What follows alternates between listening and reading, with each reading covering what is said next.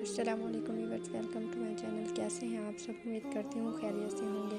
नए आने वाले व्यूअर्स से गुजारिश करूँगी कि मेरे चैनल को सब्सक्राइब करें और बेल आइकन को प्रेस करें ताकि नई आने वाली हर वीडियो की अपडेट आपको मिलती रहे। जैसा कि हम पढ़ रहे थे हिजाब नावल, जिसकी राइटर है आमना खान। आज मैं आपके लिए लाई हूँ 14th एपिसोड। उसने मोबाइल खोला और मैसेज देखा, आपने आना है। मोबाइल के स्क्रीन पे उसका नाम चमकने लगा। मैसेज देखते ही उसका खुद पर से अख्तियार ख़त्म हो गया। वो उसको कैसे इनकार कर सकती है, कैसे कह सकती है उसने नहीं आना। उसने तो एक हुक्म सादिर किया था, वो उससे कैसे इनकार कर सकती है। हम चलेंगे फिज़ा। उसने मोबाइल को अपने बैग में रखा, अपना सर ऊपर किया और चलने की तैयारी करने लगी। वो ब्लैक जीन्स, सफ़ेद शर्ट और ब्लैक कोट पहने हॉल के बाहर खड़ा उनका इंतज़ार कर रहा था। वो जब भी उनको बुलाता था, उनका इस्तकबाल करने के लिए खुद बाहर खड़ा होता था। वो देखो सर, खुद बाहर खड़े हैं। महानूर ने उसको देखते हुए कहा। सबने नज़र उठा के उसको देखा, जिसने शायद उनको देख लिया था और दूसरे फ्लोर से नीचे अपने मखसूस अंदाज में भागता भागता आ रहा था।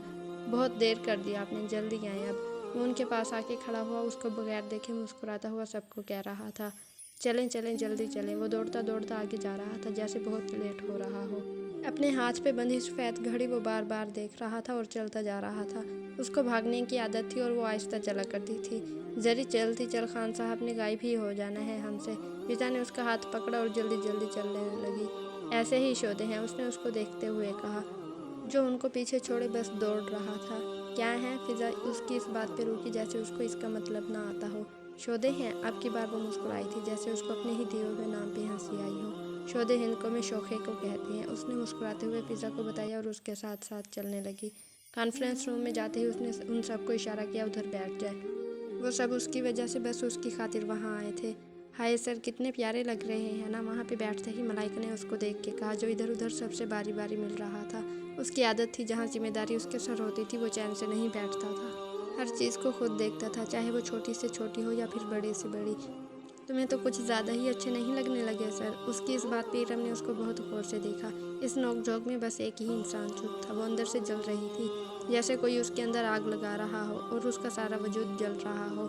उसको नफरत होने लगी थी उन लड़कियों से जो उसका नाम भी लेती थी। वो नहीं चाहती थी कोई उसका नाम भी ले, कोई उसको देखे भी। वो आज उन लड़कियों से जेलस हो रही थी जिनको वो मुंह भी नहीं लगाती थी, जिनके पास बैठना भी उसको तौहीन लगती थी।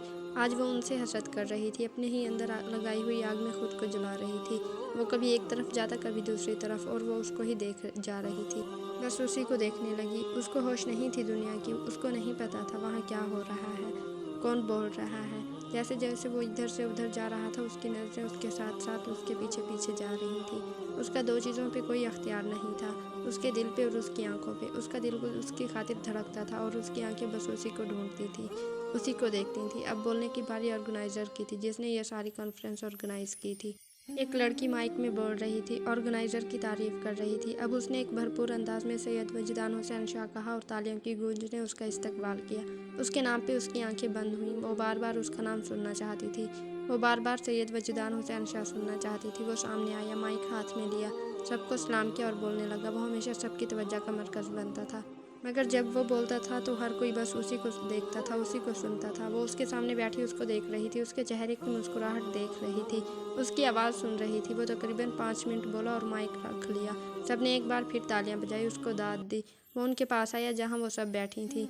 चलें चाय पी लेते हैं साथ। सब उसको सुनने के लिए वहां बैठे थे। उसके बोलने के बाद वैसे भी सब ने उठ जाना था। वो और फिज़ा एक दूसरे का हाथ पकड़े उसके साथ साथ उसके पीछे जाने लगी। वो यूनी की कैंटीन में गए और उसी जगह बैठ गए जहाँ वो पहले बैठे थे।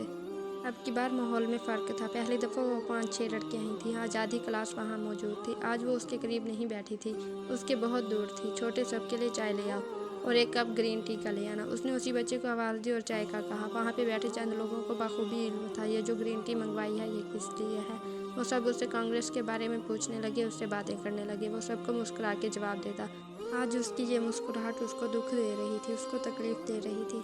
क्यों मुस्कुराते हो तुम वजदान लोगों के लिए? देखो दर्द होता है मुझे। उसके दिल में दर्द की कई लहरें टकराने लगीं। उसका हानिया से हंस हंस के बात करना, इरम से मुखातिब होना, उसको पल पल में अजियत से दो चार कर रहा था। वो नहीं चाहती थी वो किसी लड़की से बात भी करे, कोई लड़की उसको देखे। वो जानती थी ऐसा कुछ मुमकिन नहीं है, मगर फिर भी वो एक उम्मीद लिए बैठी थी। काश वजदान किसी से बात ना करे, काश ये लड़कियां उसके ऑफिस में जाने से पहले 100 बार सोचे। मगर उसकी तबीयत में ही खुश मिजाजी थी, वो हर एक से बात करता था। और क्लास के बाहर जब वो स्टूडेंट्स के साथ होता तो यारां से कम ना होता। शायद मोहब्बत होती ही कुछ ऐसी है। मोहब्बत में शराकत तो खुदा नहीं बर्दाश्त करता, तो ज़रमीना गुल तो एक आम सी लड़की है, वो कैसे बर्दाश्त करे। उसकी आंखों में आंसू आने लगे, उसका सांस उसके हलक तक अटकने लगा, उसके जिस्म में चुभन होने लगी, दिल को ज़रब लगने लगी, जैसे उसका दिल कोई अंदर से छोटा छोटा करके काट रहा हो। वो जो दुनिया को जूती की नोक पे रखती थी, आज उन लोगों की गुर्बत से जल रही थी जिनकी औकात उसके साथ बैठने की भी नहीं थी। फ़िज़ा चलो जाए ना यार, उसने फ़िज़ा की तरफ देखा और उसको सरगोशी में कहा। लेकिन ज़री सर क्या सोचेंगे, उसने आराम से उसके पास होते हुए कहा। जो भी सोचते हैं सोचें, तुमने जाना है या मैं खुद ही जाऊँ। उसने अपना बैग उठाते हुए कहा, रुको मैं भी चलती हूँ। उसने उन दोनों को उठते हुए देखा। वो समझ गया था कुछ तो यहाँ गलत हुआ है, जिससे वो ऐसे यहाँ से उठ के जा रही है। सर हम चलते हैं अब, फ़िज़ा ने उसकी तरफ देखते हुए कहा, जो एक परेशानी में मुब्तला हुआ था। मगर चाय? शुक्रिया सर, फिर कभी पी लेंगे, फ़िज़ा ने माजरत करने वाले अंदाज में कहा और पीछे मुड़ के उसको देखने लगी, जो बगैर उसका इंतज़ार किए सर को बगैर बताए वहाँ से चली गई थी। सुकून तो उसको उस दिन के बाद एक पल के लिए भी नहीं आया था जिस दिन उसने उससे बात की थी। उसको लगता था जैसे उसने अपना वकार खो दिया है, वो बस एक ही शहर में है, वो वजदान के शहर में है। जैसे एक जोगी को रोक लगा हो, जैसे अब उसके पास घर जाने का कोई रास्ता ना बचा हो।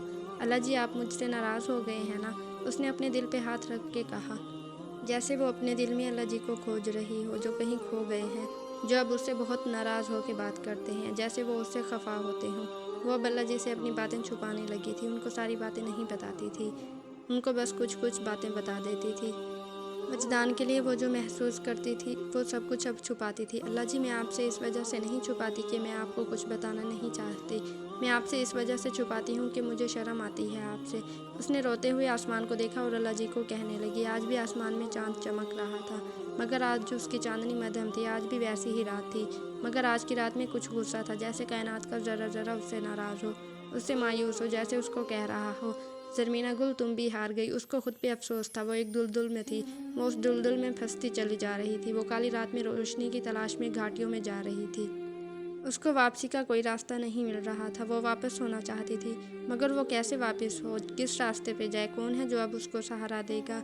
वो अल्लाह जिसको मैंने नाराज़ कर दिया है, मैं अब क्या करूँगी। वो रोते रोते अपने बेड पे आई, अपने ऊपर कंबल किया ऐसे कि बाहर की हवा भी अंदर ना लगे। वो डरने लगी, वो अब अल्लाह जी से डरती थी। वो तो हमेशा कहती थी लोग अल्लाह जी से क्यों डरते हैं, वो तो किसी को कुछ नहीं कहते, मगर आज वो खुद डर रही थी। अल्लाह जी से वही लोग डरते हैं जो गलती करते हैं, गुनाह करते हैं।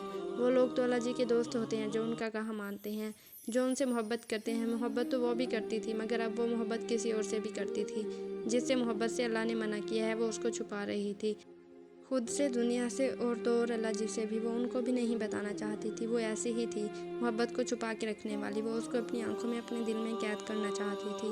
वो आज बहुत बेचैन थी, उसको करार चाहिए था। वो बेड पे आई, आंखें बंद की, बाजू को आंखों पे रखा, उसका सरापा उसकी निगाहों में घूमने लगा, उसका मुस्कुराता चेहरा उसके दिल को सुकून देने लगा। उल्टी ही चाल चलते हैं दीवानी गाने इश्क, आंखों को बंद करते हैं दीदार के लिए। उसके दिल को सुकून होने ही लगा था कि उसका मोबाइल बजने लगा, स्क्रीन पे उसका नंबर चमकने लगा, उसका नाम उसको साफ साफ दिखाई देने लगा। मैं उनसे बात नहीं कर सकती। आंखों से बहते आंसुओं को उसने साफ किया और मोबाइल को साइड पे रख दिया।